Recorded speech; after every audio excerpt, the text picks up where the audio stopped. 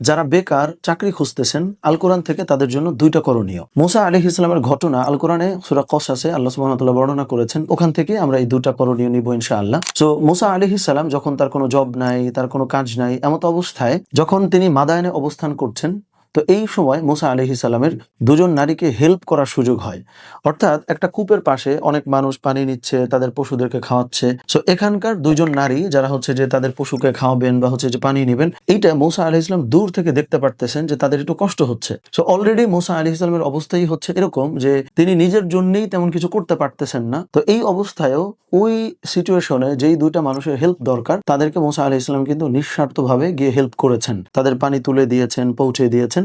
এটা মুসা আলাইহিস সালাম করেছেন। সো এই যে হেল্প করলেন, দেখেন এর বিনিময়ে মুসা আলাইহিস সালাম কিন্তু ওই নারীদের কাছ থেকে বা ওই মানুষদের কাছ থেকে কোনো হেল্প চান নাই।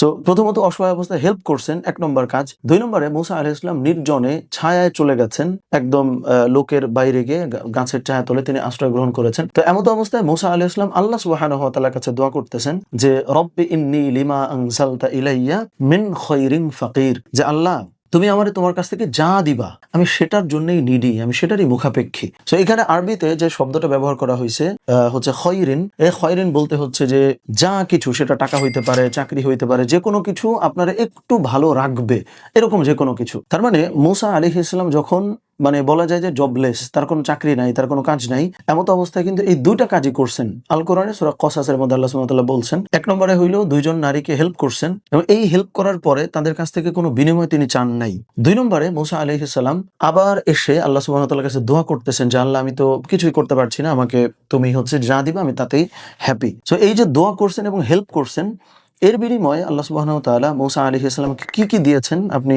একটু যদি লক্ষ্য করেন, তাহলে দেখা যায় যে এই ঘটনার পরবর্তী যে অবস্থা, মুসা আলাইহিস সালামকে ওই দুজন নারীর পিতা ডেকে পাঠিয়েছেন, বাড়ি নিয়েছেন, নেয়ার পরে হচ্ছে যে তার একটা কন্যার সঙ্গে মুসা আলাইহিস সালামকে বিয়ে করিয়েছেন। তার মানে তিনি এই অসহায় অবস্থায় হওয়ার পরেও তিনি নারী পেয়ে গেছেন, মানে তিনি বিয়ে করতে পারছেন। 2 নম্বরে তার তো পরিবার নাই, তার ঘর নাই। ওই ব্যক্তি মানে ওই দুজন নারীর যে পিতা মুসা আলাইহিস সালামকে বলছেন যে তুমি এই বাড়িতে 10 বছর থাকবা। তার মানে কি তার থাকার ব্যবস্থা হয়ে গেছে, তার একটা পরিবার হয়েছে, তার মানে গাড়ি বাড়ি নারী, এই যে সমস্ত কিছু হওয়া। একটা মানুষ যে বেকার, তার সঙ্গে তো কেউ বিয়েই দিতে চায় না তার কন্যাকে, কিন্তু মুসা আলাইহিস সালামের সঙ্গে কিন্তু বিয়েও দেয়া হলো, তার বাড়িও দেয়া হলো, পরিবারও দেয়া হলো। পেছনে দুইটা কারণ ছিল, যে মুসা আলাইহিস সালাম নিঃস্বার্থভাবে, তার কিছুই নাই, তাও মানুষকে হেল্প করছেন। 2 নম্বরে হচ্ছে যে আল্লাহ সুবহানাহু ওয়া তাআলার কাছে তিনি দোয়াও করছেন।